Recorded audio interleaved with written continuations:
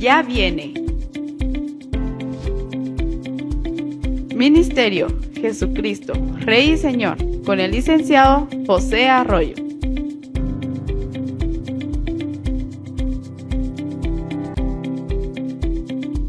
Ya viene. Ministerio Jesucristo, Rey y Señor, con el licenciado José Arroyo.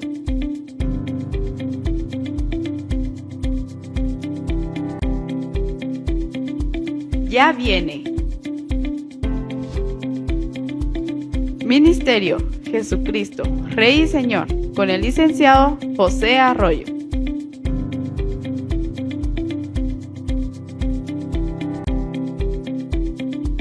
Ya viene. Ministerio Jesucristo, Rey y Señor, con el licenciado José Arroyo.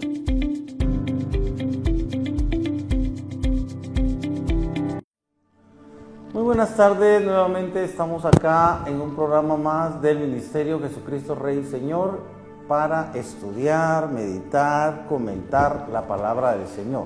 Vamos a dar inicio en esta tarde con una pequeña oración para pedir el respaldo de Dios. Padre, en esta tarde, en primer lugar, queremos que tú perdones todo pecado, Señor, que tú limpies nuestra alma, nuestra mente, nuestro corazón de toda contaminación y de todo pecado con la sangre de Cristo. Padre, porque este es un tiempo que hemos consagrado al estudio de tu palabra y tu palabra nos demanda que debemos ser santos en toda nuestra manera de vivir.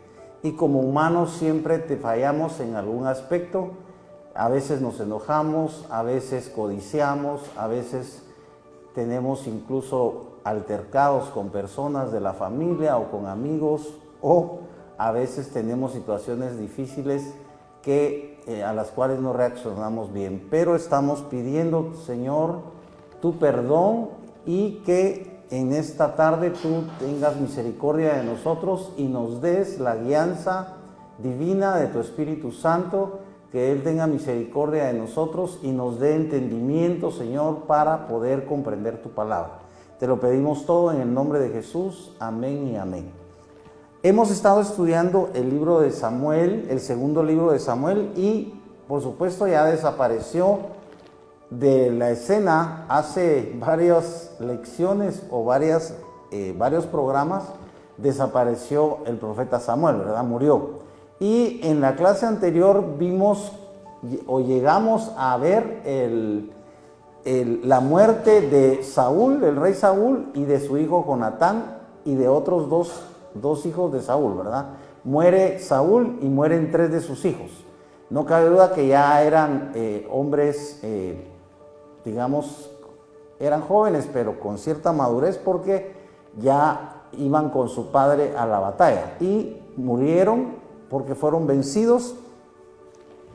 Entonces nos quedamos en el capítulo, al final del capítulo 1, donde ustedes recuerdan que David escribe una endecha, ¿verdad? Escribe un poema lamentándose la muerte de Saúl y de Jonatán, sobre todo.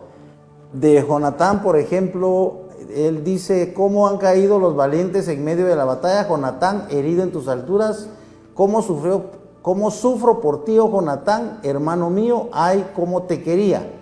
En otras versiones dice cómo te amaba. Tu amor era para mí más maravilloso que amoríos de mujeres. Leímos esto porque es maravilloso cómo la Escritura nos enseña desde el principio, ¿verdad? Porque el libro de Samuel es uno de los primeros libros de la Escritura que nos muestra que el amor realmente es un sentimiento divino.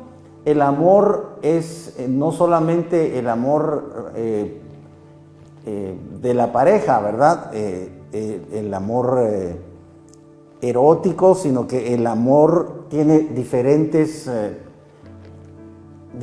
manifestaciones, ¿verdad? Ustedes saben que hay amor de los padres hacia los hijos, de los hijos entre sí con los hermanos, y hay un amor especial que nos ha transmitido, por así decirlo, Cristo mismo hacia Dios, porque la única forma en la que podemos amar a Dios, como dice el mandamiento, amarlo sobre todas las cosas, es sintiendo el amor que Cristo sentía. Realmente es un misterio, porque ustedes saben que casi un porcentaje muy elevado de las personas del mundo entero dicen amar a Dios, dicen creer en Dios, pero realmente la Escritura nos muestra que para amar a Dios realmente debemos conocerlo. Y la única forma, la única manera, el único camino o la única persona que nos permite conocer a Dios es Cristo mismo. Entonces, nosotros ya cristianos podemos decir que amamos a Dios, pero antes de amarlo lo conocimos. Esto es como parte del resumen del Evangelio, por así decirlo, del que hemos hablado en otras clases, donde hemos analizado, por ejemplo, el libro de Romanos, donde nos dice que Romanos 8:28 comienza que Dios a los que antes conoció los predestinó para que fuesen hechos conformes a la imagen de su Hijo Jesucristo. Y al decir que nos hace conformes a la imagen de Cristo, en primer lugar nos engendra como hijos suyos a través de Cristo, porque recuerden que es necesario, Jesús le dijo a Nicodemo, te es necesario nacer de nuevo. Entonces, una vez tú y yo ya hemos sido engendrados por Dios, automáticamente nos convertimos en hijos suyos.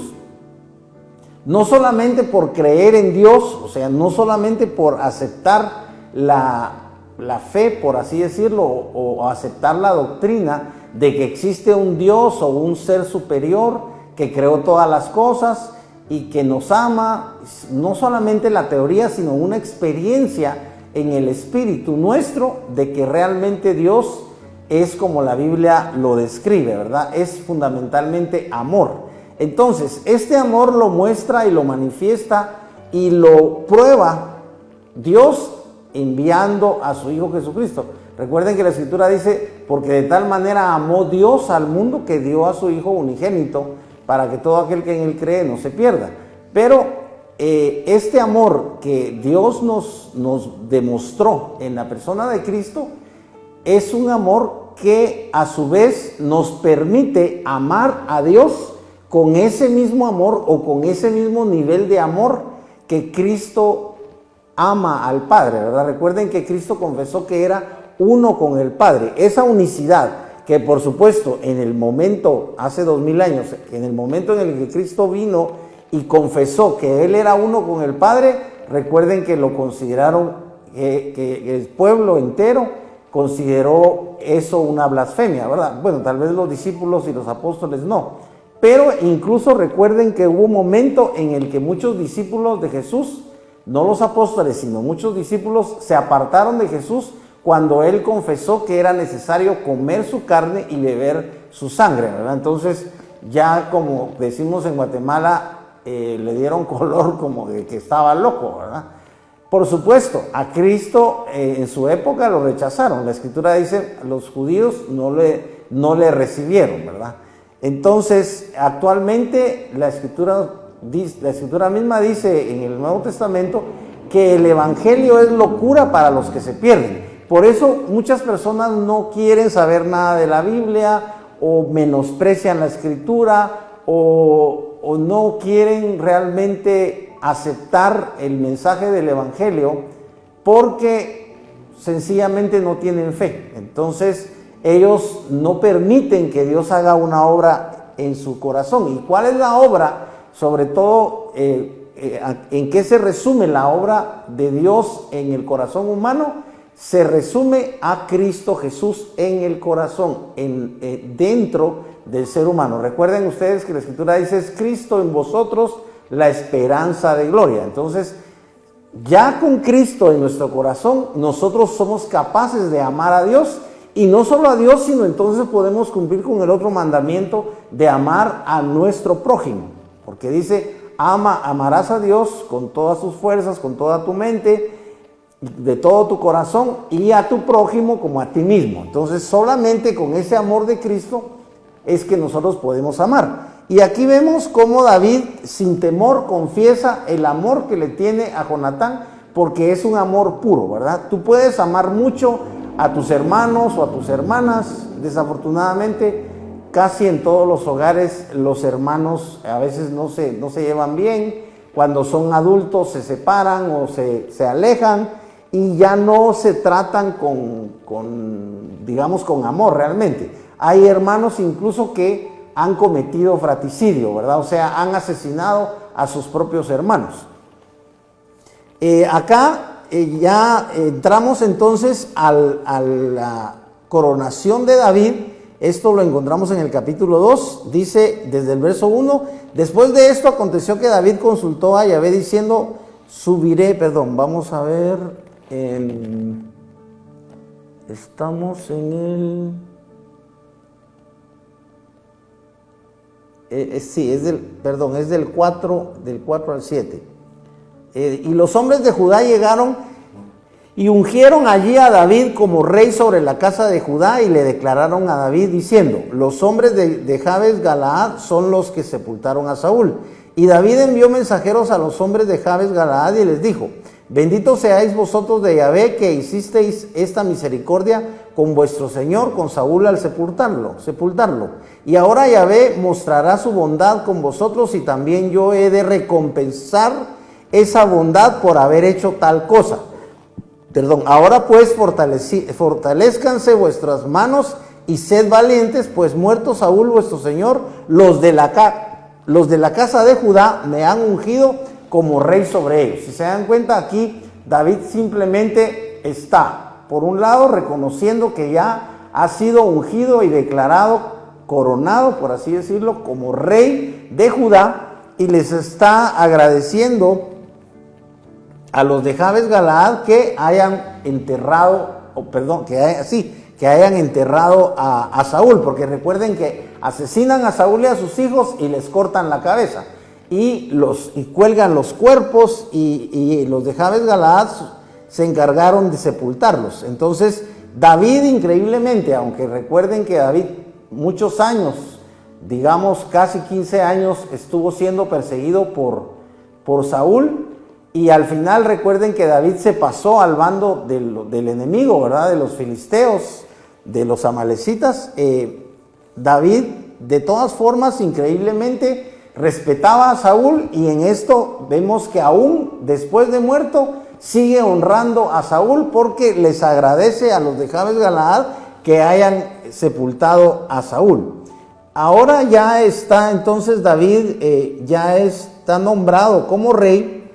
Y sucede que simultáneamente, también lo habíamos dicho en la clase anterior, simultáneamente Abner, que era el general del ejército de Saúl, corona o nombra a un hijo de Saúl como rey de Israel. Esto está en el verso 8 al 10. Ahora dice acá, pero Abner, hijo de Ner, capitán del ejército de Saúl, o sea, era el capitán, pero se entiende que aquí el rango de capitán es el rango máximo, o sea, él era el general realmente de todo el ejército. Abner, el general del ejército de Saúl, tomó a Isboset, hijo de Saúl, y lo condujo a Mahanaim, y lo proclamó rey sobre Galaad, sobre Asurí, sobre Jezreel, son 3 ciudades, sobre Efraín, sobre Benjamín y sobre todo Israel. Entonces, si se dan cuenta, aquí ya está prácticamente separado el reino. Está en la región de Judá, que está gobernada por David, porque a David lo coronan rey y lo reconocen como rey en Judá. Pero nos está diciendo la escritura que simultáneamente Abner, como es enemigo de David, él no lo acepta, y como Saúl todavía tiene un hijo que es Isboset, entonces Abner lo proclama rey. Así que simultáneamente Isboset es rey, y la escritura nos dice que durante 2 años reinó Isboset todavía. pero vamos a ver también en qué momento pierde Is-Boset el reinado y le queda solo a David. Ahora vamos al... los hombres de David pelean contra los de Abner. Vamos a ver esta batalla. Está en el verso 17. Dice, aquel día la batalla, vamos a ver un poquito antes. Se levantaron pues y avanzaron en número 12 por Benjamín. También habíamos hablado de esto, que ya cuando se enfrentaron los dos ejércitos, los de Judá contra los de Israel, dice que nombraron a 12 jóvenes de cada uno de los ejércitos y estos jóvenes se tuvieron que enfrentar, porque recuerden que como hay 12 tribus, entonces estos 12 jóvenes eran como representantes o representativos de cada tribu, pero de cada tribu, de cada ejército, ¿verdad? Entonces eran 12 de David y 12, por así decirlo, de Abner. Pelearon estos 12, pero se mataron mutuamente, porque dice 12 de Benjamín y por Is-Boset, hijo de Saúl, 12 de los siervos de David. Y echando mano cada uno de la cabeza de su contrario, le hundió la espada en el costado y cayeron juntos, de donde fue llamado aquel lugar el Cat Azurim, el cual está en Gabaón.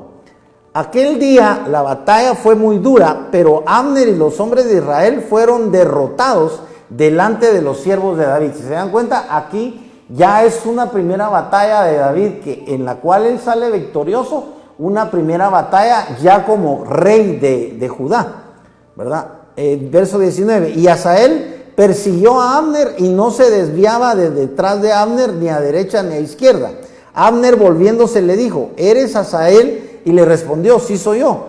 Abner le dijo, apártate a derecha o a izquierda, echa mano a uno de los jóvenes y toma su despojo. Pero Asael no quiso dejar de perseguirlo. Y Abner volvió a decir a Asael, deja de perseguirme, ¿por qué he de herirte derribándote a tierra? ¿Cómo alzaré mi rostro ante Joab, tu hermano? O sea, estamos viendo que parece como si Abner está consciente de que Asael es hermano de Joab, y hay una relación estrecha entre Joab y Abner no quiere matar a Asael. Sin embargo, Asael evidentemente es del ejército de David, y entonces Asael quiere matar a Abner. Sin embargo, Abner está seguro de que él lo puede matar, pero no lo quiere matar. Sin embargo, Abner insiste, pero no queriendo él apartarse, Abner lo hirió con el regatón de la lanza por la quinta costilla, y la lanza le salió por la espalda, y ahí cayó y murió en el mismo sitio. Y sucedió que todo el que venía al lugar donde Asael había caído y muerto se detenía. Si se dan cuenta, hasta el lugar se convirtió en algo así como un monumento, ¿verdad? Como hacen en las carreteras, ¿verdad? Que ponen una cruz. Entonces había un lugar donde murió Asael. Vamos a adelantar acá. David pierde 20 hombres, mientras que Abner pierde 360. Vean la gran diferencia en el verso 31, siempre del capítulo 2. En esta batalla dice, pero los siervos de David habían herido a 360 hombres de Benjamín y de los hombres de Abner, los cuales murieron. Y llevando a Asael, lo sepultaron en el sepulcro de su padre que estaba en Belén. Después Joab y sus hombres caminaron toda aquella noche hasta que les amaneció en Hebrón. Aquí dice, en verso 30, Joab también se volvió de perseguir a Abner. O sea, Joab, recuerden que era el hermano de Abner, el hermano de Asael, y también persiguió a Abner.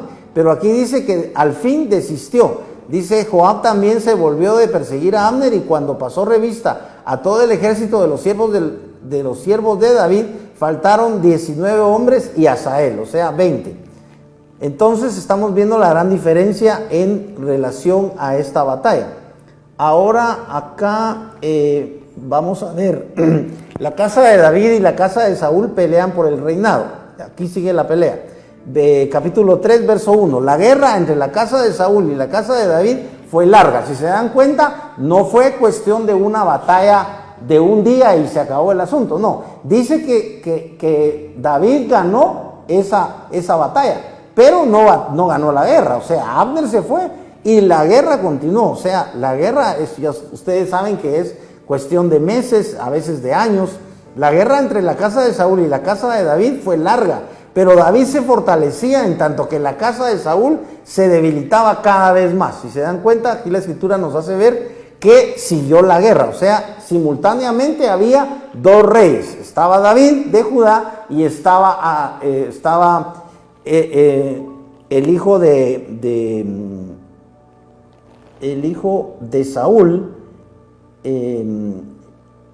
es Esboset, ¿verdad? Es Siboset. Vamos a ver. Aquí tenemos, vamos a ver.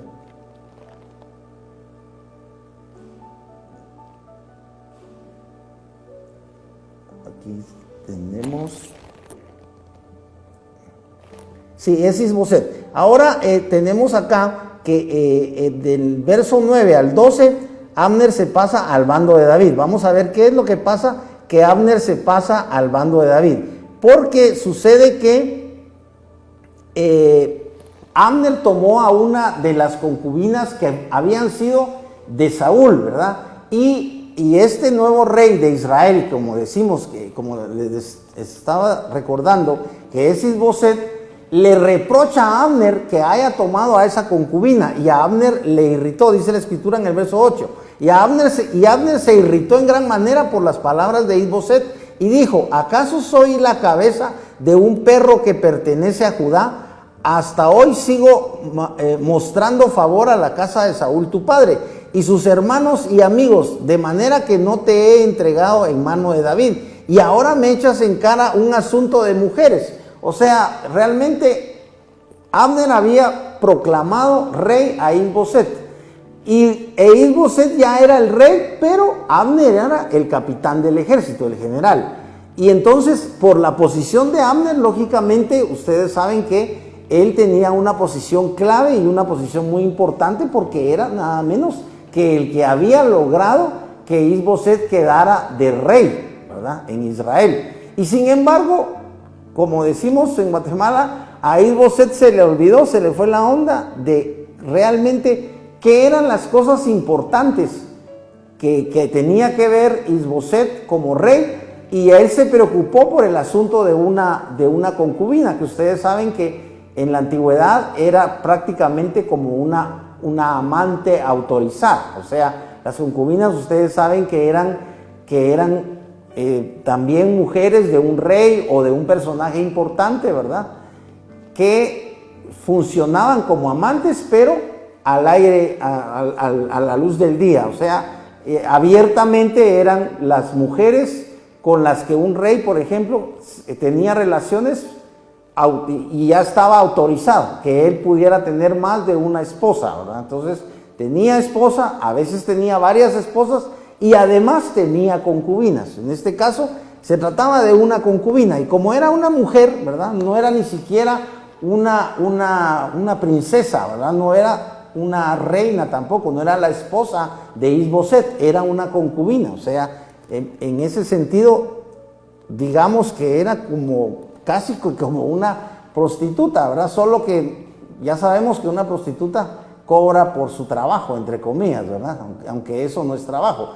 Pero la prostitución existe desde la antigüedad, desde el origen del hombre, desde el origen de las civilizaciones ha existido la prostitución.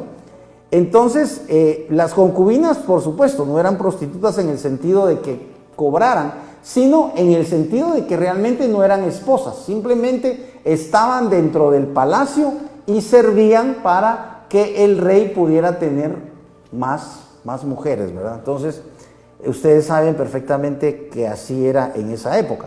Ahora, esto le provoca molestia a Abner, que Isboset le haya echado en cara lo de la concubina, y por eso le dice en el verso 8: y ahora me echas en cara un asunto de mujeres.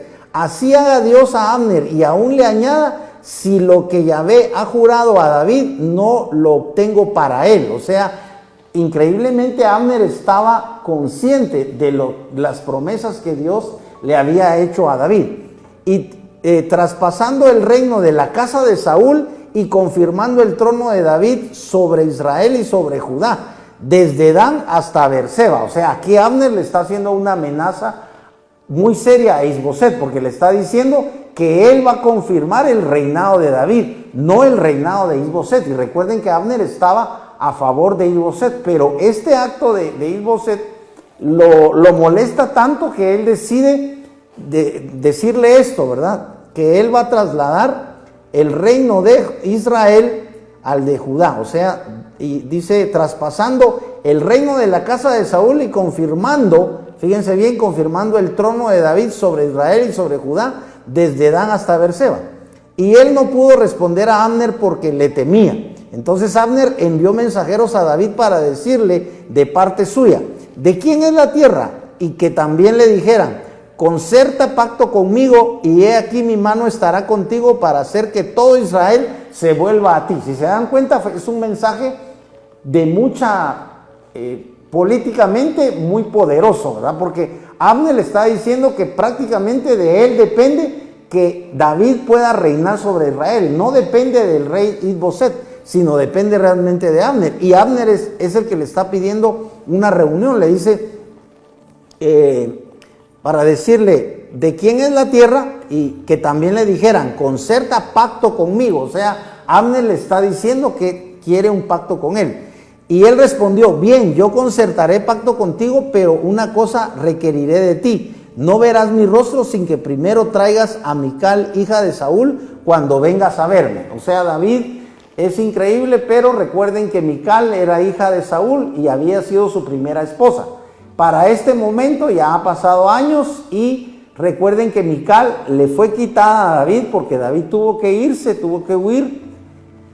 Sin embargo, evidentemente David todavía ama a su primera esposa Mical, que era, como repito, la hija de Saúl, y aquí le está pidiendo a Abner que se la envíe. Entonces, y David envió mensajeros a Isboset, hijo de Saúl, diciendo, devuélveme mi mujer Mical, a quien desposé conmigo por 100 prepucios de filisteos. Entonces Isboset envió a quitársela a aquel hombre, a Paltiel, hijo de Lais. Pero su marido salió con ella caminando y llorando detrás de ella hasta Baurim, donde Abner le dijo, anda, vuélvete, y él se regresó. O sea, le quitaron la esposa y él, por más que lloró, no pudo retenerla. Ahora vamos al... Perdonen, aquí estamos ya en el hasta el 21. Vamos a ver. Sigamos aquí. Y Abner se comunicó, sigamos. Pero su marido, 17. Y Abner se comunicó con los ancianos de Israel, diciéndoles, en tiempos pasados buscabais a David por rey sobre vosotros.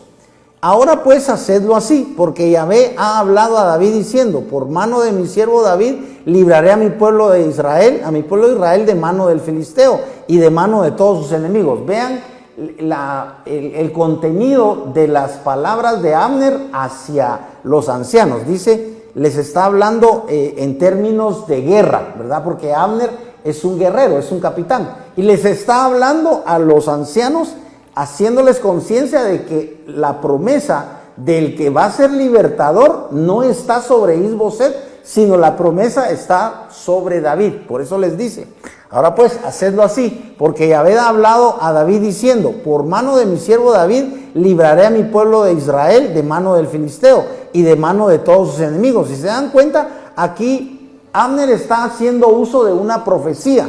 O sea, le fue dada una profecía, una simple palabra, una simple declaración. Ustedes saben que la profecía es una declaración, pero la diferencia entre una declaración de un hombre común y corriente y una profecía es que recuerden que es una palabra que es dada directamente por Dios, ciertamente a través de un hombre, pero no son palabras de hombre, sino que son palabras que Dios le inspira a ese profeta.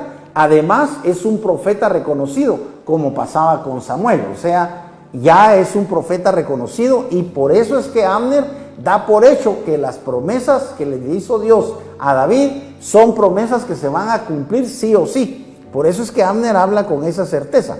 Abner habló también a oídos de Benjamín, y Abner mismo fue a Hebrón para decirle a David, todo lo que parecía bien a los ojos de Israel y a los ojos de toda la casa de Benjamín. Fue pues Abner a David en Hebrón y con él 20 hombres, y David hizo un banquete para Abner y para los hombres que estaban con él. Y Abner dijo a David: me levantaré, iré y reuniré para mi señor el rey a todo Israel. Fíjense bien, aquí le está confirmando la promesa, para que concerten un pacto contigo y tú reines sobre todo lo que desea tu alma. Y David despidió a Abner y él se fue en paz.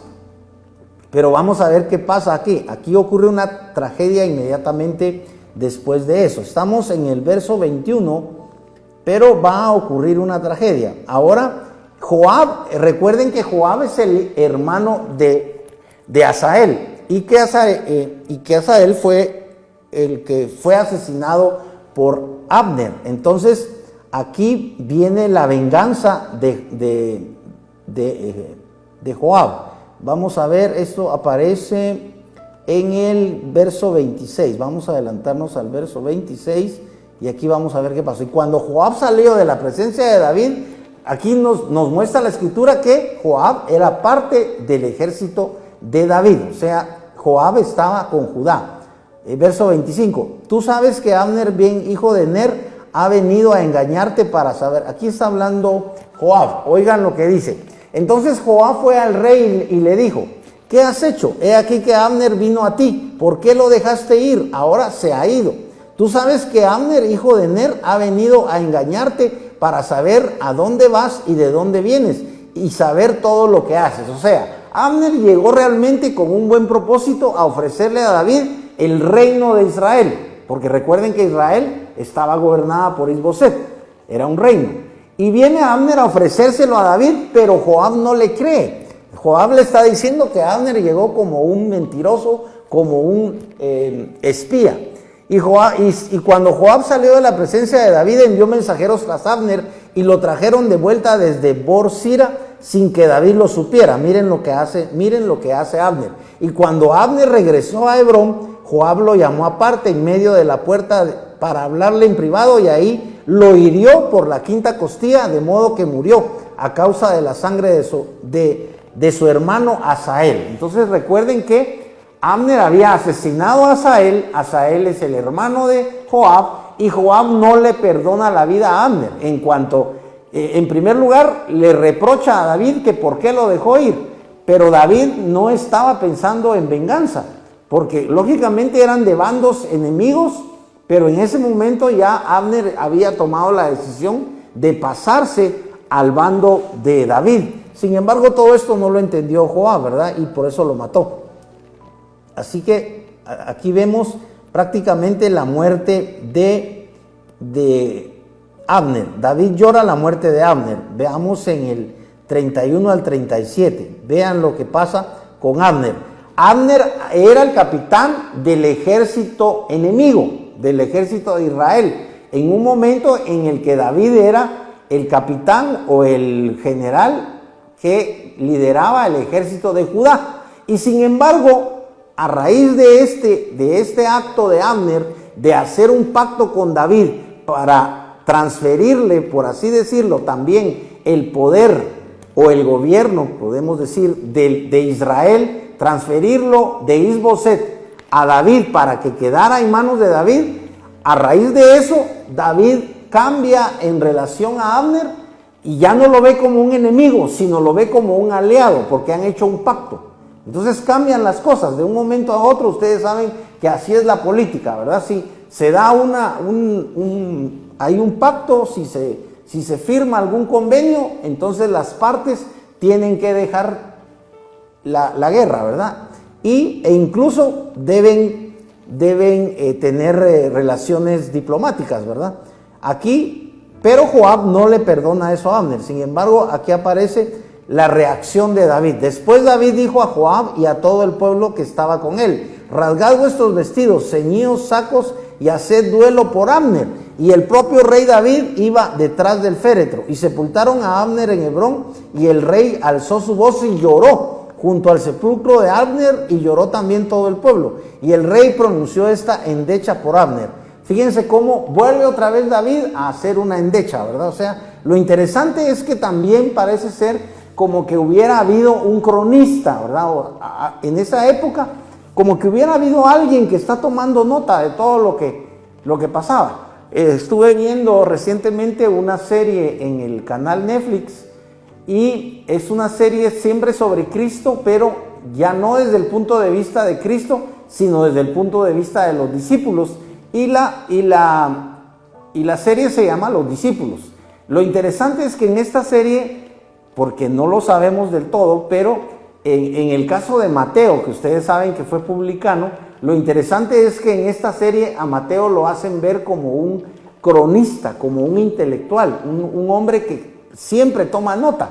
Es interesante porque parece ser que esa fue la forma en la que Mateo pudo escribir su evangelio, porque tenía muchas notas de lo que Cristo hacía, de los milagros que Cristo hacía y de todo lo que por lo que Cristo atravesó, inclusive cuando fue entregado y fue encarcelado, fue martirizado, ¿verdad? Hasta que fue asesinado en la cruz y luego todo lo que sigue, ¿verdad? La resurrección y todo. Entonces, de alguna forma, hay aquí algún personaje que tuvo que haber escrito esto, porque en este caso son palabras de David. Dice David acá: ¿tenía Abner que morir como muere un insensato? Está preguntando. Tus manos no estaban atadas, ni apresados tus pies con grilletes. Antes, como quien cae delante de los hijos de iniquidad, así caíste tú. O sea que en cierta forma le está diciendo a Joab, ¿verdad?, que es un inicuo. Bien, entonces David endecha a la muerte de Abner.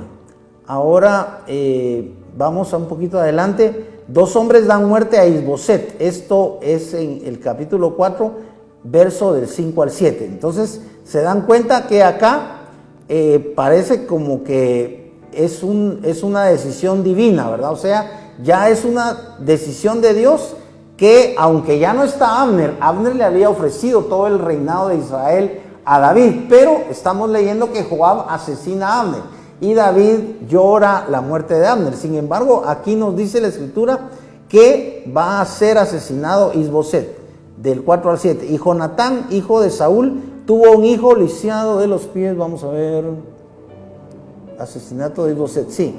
Dice, un hijo lisiado de los pies. Este tenía 5 años cuando llegaron las noticias de Jezreel acerca de Saúl y Jonatán, y su nodriza lo tomó y huyó, pero mientras huía apresuradamente, él cayó y quedó cojo. Su nombre era Mefiboset. Eso lo vamos a ver más adelante, pero realmente entonces parece que está un poquito adelante. Es del 5 al 7. Los hijos de Rimón, Beerotita, Recab y Baana fueron y entraron al mediodía en casa de Isboset, mientras estaba durmiendo la siesta. Si se dan cuenta, era el rey y era mediodía, porque ya saben ustedes que la siesta se hace, digamos, entre las 2 y las 4 de la tarde, ¿verdad? Ustedes saben que es un descanso que a veces uno se toma después del almuerzo. Y este rey estaba de siesta. Y entrando hasta el interior de la casa como para llevar trigo, lo hirieron por la quinta costilla, y luego Recab y su hermano Baana huyeron. Cuando entraron en la casa, estaba él acostado sobre su lecho en la alcoba, y lo hirieron y mataron, y luego lo decapitaron. Entonces tomaron su cabeza y marcharon por el camino del Arabá toda la noche, y llevaron a David la cabeza de Isboset a Hebrón, y dijeron al rey: he aquí la cabeza de Isboset, hijo de tu enemigo Saúl, que atentaba contra tu vida. Yahvé ha dado hoy a mi señor el rey venganza de Saúl y de su simiente.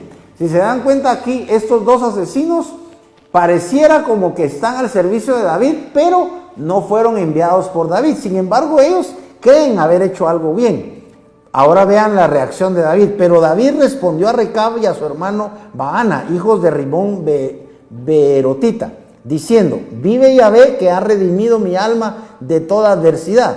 Si a quien me informó diciendo: he aquí Saúl ha muerto, lo hice prender y matar en Siclag en pago por la noticia, aunque se creía portador de buenas nuevas, cuánto más a vosotros, hombres perversos, que asesinasteis a un hombre justo en su propio lecho y en su misma casa. ¿No he de demandar ahora su sangre de vuestras manos y quitaros de la tierra? Y David ordenó a los jóvenes y ellos los mataron y les cortaron las manos y los pies y los colgaron sobre el estanque de Hebrón. Luego tomaron la cabeza de Is-Boset y la enterraron en el sepulcro de Abner en Hebrón. Si se dan cuenta, ellos pensaron hacer bien, entre comillas, porque mataron a Is-Boset. Sin embargo, la reacción de David es increíble, ¿verdad? O sea, David, aunque Is-Boset es su enemigo, porque es el rey que fue nombrado por Abner, solo que del otro reino, ¿verdad?, de Israel, de todas formas David no se siente complacido con ese asesinato. O sea, una cosa es matar al adversario en la guerra y otra es mandarlo a matar, pero realmente David no había sido el que lo había mandado a matar, sino en este caso ellos decidieron matarlo, ¿verdad? Bien, si nos damos cuenta, son las intrigas y los asesinatos que se dan en todos los reinos. Pareciera como de una película, ¿verdad? Pareciera como que no fuera un pueblo que sabemos que es el pueblo de Dios, un pueblo que ha recibido la ley de Dios, un pueblo que conoce a Dios o que dice conocerlo, ¿verdad? Un pueblo al cual Dios se le revela, y sin embargo ellos repetidamente cometen actos en los que muestran como si no, realmente como si Dios no estuviera con ellos, ¿verdad? Bien, vamos a... ahora David es ungido rey de Israel. Miren qué interesante. Esto ya está en el 5, del 1 al 5. Entonces todas las tribus de Israel, ahora ya están hablando de Israel. Recuerden que David había sido nombrado rey de Judá y ahora están hablando de las tribus de Israel, pero ya pasaron dos años. Recuerden que Is-Boset reinó 2 años. Entonces todas las tribus de Israel fueron ante David en Hebrón y hablaron diciendo: henos aquí hueso tuyo y carne tuya, porque en días anteriores, cuando Saúl era rey sobre nosotros, eras tú el que nos conducías en Israel, y Yahvé te dijo: tú apacentarás a mi pueblo Israel y serás el caudillo de Israel. Si se dan cuenta, esto es otra profecía que este pueblo de Israel había guardado. O sea, de alguna forma, esta fue profecía que se le había dado a David, y el pueblo se la recordó. Le dice a David que la profecía decía que él apacentaría al pueblo de Israel y sería caudillo de Israel. Cuando todos los ancianos de Israel fueron ante el rey en Hebrón, el rey David concertó un pacto con ellos en Hebrón, delante de Yahvé, y ungieron a David como rey sobre Israel. ¿Se dan cuenta? Aquí está la coronación de David, ya no como rey de Judá, porque eso ya había sucedido, sino como rey de Israel. Porque recuerden que Is-Boset era el rey de Israel, pero primero muere Abner, que había tratado de hacer un pacto con David. De hecho lo había hecho, pero Joab no lo perdonó y lo mató. Entonces ahora nos dice la escritura que otros 2 asesinos mataron a Is-Boset mientras estaba haciendo la siesta, y ahora el pueblo de Israel ya declaradamente acepta a David como su rey. Aquí lo acabamos de leer. Esto es hasta el verso 5. Ahora David toma Jerusalén. Es interesante porque hasta este momento histórico David no había tomado Jerusalén. Es el verso 6 al 9.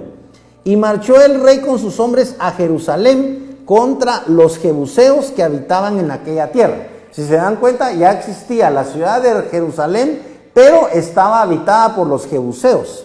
Y aquí dice que David marchó con sus hombres a Jerusalén contra los jebuseos que habitaban en aquella tierra, los cuales habían hablado a David diciendo: no podrás entrar acá, pues hasta los ciegos y los cojos te rechazarían, gritando: David no entrará acá. Pero David capturó la fortaleza de Sión, que es la ciudad de David. Si se dan cuenta, desde este momento que David toma Jerusalén, ya a Jerusalén se le llama la ciudad de David. Y aquel día dijo David: todo el que quiera herir a los jebuseos suba por el acueducto y llegue a los cojos y a los ciegos, a los cuales el alma de David aborrece, por cuanto el ciego y el cojo dijeron: no entrará en la casa. Y se dan cuenta, aquí los cojos y los ciegos, aunque son minusválidos, No por eso David les tiene lástima, sino que al contrario, él les dice a sus hombres que los maten, porque ellos, estos cojos y ciegos, no querían a David. Así que David prácticamente ya toma la ciudad de Jerusalén. Hiram, rey de Tiro, regala madera y canteros a David para construir la casa. Aquí comienza el proceso de la construcción de la casa.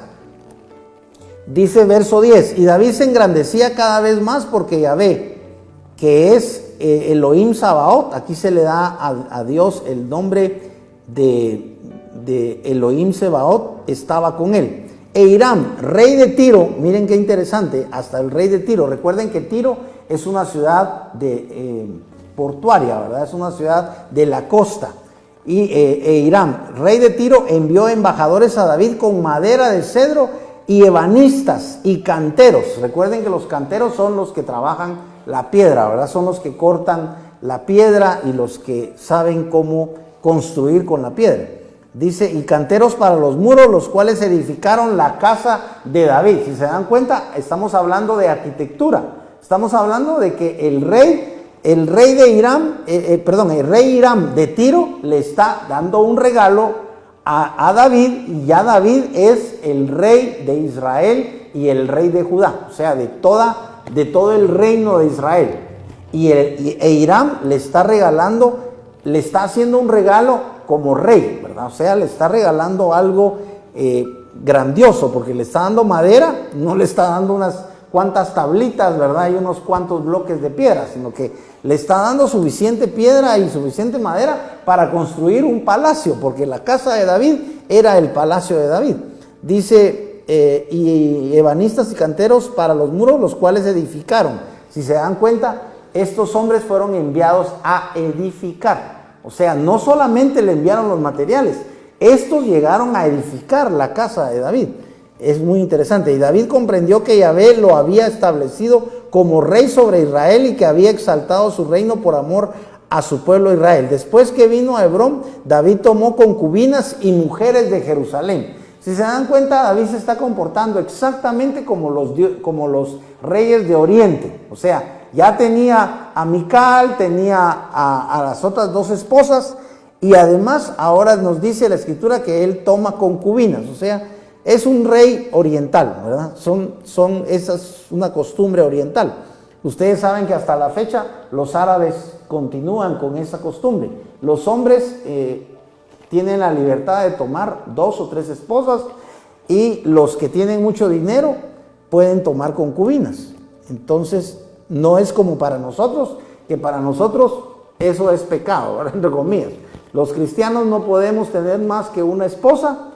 Y si el proceso del matrimonio no sale bien, no funciona, y con los años se dejan de querer y se pelean mucho, llegan al divorcio, entonces, hasta entonces, que ya se han divorciado, cada cristiano, tanto la ex esposa, ¿verdad?, como el esposo, tienen derecho a casarse otra vez, pero otra vez solamente casarse con una persona. No se pueden casar. Un cristiano cristiano divorciado no se puede casar con 2 mujeres, ¿verdad? Eso solo allá, o solo en esa época. Entonces estamos viendo como que pareciera como que las normas en relación al matrimonio no habían sido muy rígidamente establecidas, ¿verdad? Como que ellos tenían libertad, o sea, estaba el decálogo, estaban los mandamientos acerca de las leyes sacrificiales, ¿verdad? O sea, las leyes relacionadas con los sacrificios, cómo debía sacrificarse los animales, por qué razones. Había sacrificios que eran por el pecado. Ustedes saben que en esa época, si tú pecabas, digamos que estamos en esa época, si pecábamos teníamos que ofrecer un animal para que fuera sacrificado por nuestro pecado.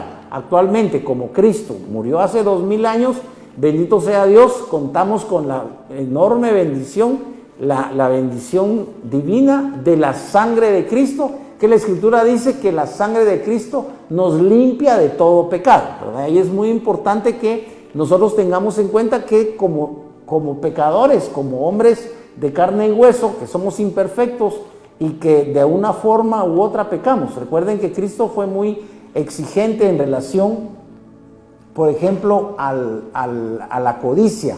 Recuerden que Él dijo que se pecaba tan solo con codiciar a la mujer. Si tú codicias a la mujer solo con verla, ¿verdad? Y piensas, nadie te está viendo, nadie sabe qué estás pensando excepto Dios. Pero tú ves a la mujer y dices, ¡ah, qué linda esa mujer! ¿Cómo quisiera estar con ella en la intimidad, ¿verdad? Entre comillas. Y ya pecaste según Cristo. Entonces, no es necesario que cometas el acto porque según Cristo ya pecaste. Dice que ya adulteraste, sobre todo si eres casado, ¿verdad? Entonces, si eres casado, dice que ya adulteraste con esa mujer que codiciaste, ya adulteraste en tu corazón. La moral de Cristo era mucho más exigente. Ahora ya casi vamos a terminar porque se nos fue el tiempo. Aquí estamos en el momento en el que David toma concubinas. Vamos a ver. David consulta a Dios y derrota a los filisteos, del 17 al 20. Vamos a ver, estamos siempre en el 5. Vamos a ver qué dice del 17 al 20. Dice el 17, cuando los filisteos oyeron que habían ungido a David como rey sobre Israel, todos los filisteos subieron en busca, fíjense bien, de David, y David lo supo y bajó a la fortaleza. Y los filisteos llegaron y se desplegaron por el valle de Refaim. David consultó entonces a Yahvé. Miren, es increíble. David había sido ungido como rey de Judá. Después de 2 años, a través de Abner y a raíz de la muerte de Isboset, David es ungido como rey de todo Israel. Ya leímos que toma la ciudad de Jerusalén y hasta le ponen el nombre, le cambian el nombre y le ponen la ciudad de David. Y ahora que los filisteos escuchan esto, le ofrecen guerra a David y los filisteos, los filisteos llegaron y se desplegaron por el valle de Refaim. David consultó entonces a Yahvé. Lo interesante es que David está siendo coronado como rey de Israel. Acabamos de leer que ya siendo rey y ya habiendo tomado Jerusalén, toma concubinas, y esto no es objeción para que él continúe en su relación con Dios. Por eso estaba diciendo que pareciera como que en esta época no se había normado que el hombre solo podía tener una esposa. Eso seguramente fue normado ya hasta el Nuevo Testamento, ¿verdad? Cuando el apóstol nos dice que sea marido de una sola mujer. Eso parece que es normado hasta en la época de los apóstoles, o sea, hace 2000 años. Y ustedes saben que aquí estamos hablando de unos 1450 años más o menos antes de Cristo. Entonces, estamos muchos siglos antes de Cristo, ¿verdad? Entonces, en este momento, David toma concubinas, y eso no es objeción para que él tenga relación con Dios. Y aquí vemos que David consulta a Yahvé diciendo: subiré contra los filisteos, los entregarás en mi mano. Y Yahvé respondió a David. Si se dan cuenta, Dios no le reprocha a David: ¿por qué tomaste las mujeres que no tenías que tomar? Dios no le menciona para nada a David el asunto de las mujeres. O sea, como que eso era algo normal, o sea, eso no era pecado, eran concubinas de David y punto. Entonces, aquí David le está consultando a Dios acerca de si sube o no contra los filisteos, y Dios le contesta en relación a eso. Le dice: los entregarás en mi mano. Y Yahvé respondió a David: sube, porque ciertamente entregaré a los filisteos en tu mano. David pues fue a Baal Perasim y ahí los derrotó. ¿Y se dan cuenta? Él le pregunta a Dios y le pregunta: ¿voy contra ellos? Y Dios le dice a David: sí, ve contra ellos y yo te los entregaré. Y aquí dice: David fue a Baal Perasim y ahí los derrotó. Y dijo: Yahvé me abrió brecha entre mis enemigos como corriente impetuosa. Por eso llamó el nombre de aquel lugar Baal Perasim. Y ellos abandonaron allí sus ídolos, y David y sus hombres se los llevaron. Después los filisteos subieron nuevamente y se desplegaron por el valle de Refaim. Y David consultó a Yahvé, imagínense, otra vez. Y él le dijo: no subas, sino rodéalos por detrás. Aquí Dios le está dando hasta ¿cómo se dice? Le está dando a David la estrategia de cómo debe vencerlos. Dice: y David consultó a Yahvé y le dijo: no subas, Dios le dice a David, no subas, sino rodéalos por detrás y sal a ellos frente a las balsameras. Y cuando oigas el ruido de marcha de las copas de los balsameros, de las balsameras, te apresurarás, porque entonces Yahvé saldrá delante de ti para herir al ejército de los filisteos. Si se dan cuenta, aquí es evidente que Dios está ayudando a David, porque nos está diciendo que él va a ir contra los enemigos, o sea, Dios mismo irá contra los enemigos. Estamos en el segundo libro de Samuel, capítulo 5, solo quiero leer esto en la Reina Valera, verso 24, para que tengamos una idea cómo dice la Reina Valera. Cuando oigas ruido como de marcha por las copas de las balsameras, entonces te moverás, porque Jehová saldrá delante de ti a herir el campamento de los filisteos. Si se dan cuenta, aquí utiliza la misma palabra y dice el verso 25, y David hizo tal como Yahvé le había ordenado e hirió a los filisteos desde Gaba hasta llegar a Geser. Entonces, aquí termina este capítulo 5 y vamos a dejar el capítulo 6 para... es interesante porque la balsamera era una vasija pequeña, es interesante. Dice, vasija pequeña y cerrada usada para poner bálsamo. Entonces, aquí está hablando de una balsamera, es para poner bálsamo. Algunos no lo sabíamos. Cuando oigas el ruido de marcha en las copas de las balsameras, o sea, en la copa, ¿verdad? Es cuando es la señal. Aquí nos dice, aquí vamos a entrar a otro tema en la próxima clase, porque desafortunadamente ya se nos fue el tiempo y ahora vamos a dar gracias a Dios porque nos ha permitido llegar hasta el final del capítulo 5.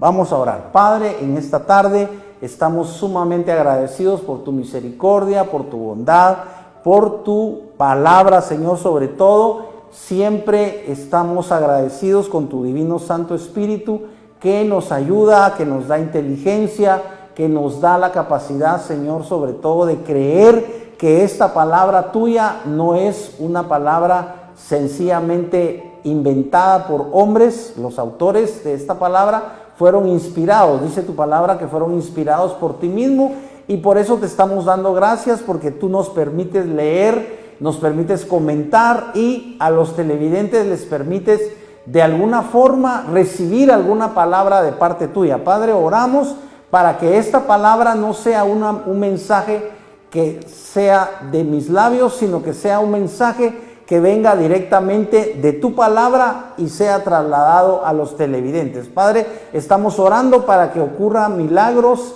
que ocurra salvación en la vida de los televidentes. Padre, yo oro en primer lugar para que aquellos que sienten en su corazón que han pecado contra ti, que en primer lugar puedan pedirte perdón, puedan arrepentirse, puedan llegar a los pies de Cristo y puedan recibir la salvación, el perdón que está en Cristo Jesús. En esta tarde, amado hermano o amado televidente, si tú sientes de parte de Dios que no has entregado tu vida a Cristo, si tú estás consciente de que eres pecador, pero no te has arrepentido, no te has rendido a los pies de Cristo, hoy dice la Escritura que es el día agradable para tu salvación, es el día de salvación. Por eso dice la Escritura que debemos estar preparados. Prepárate para el encuentro con tu Dios, dice la Escritura.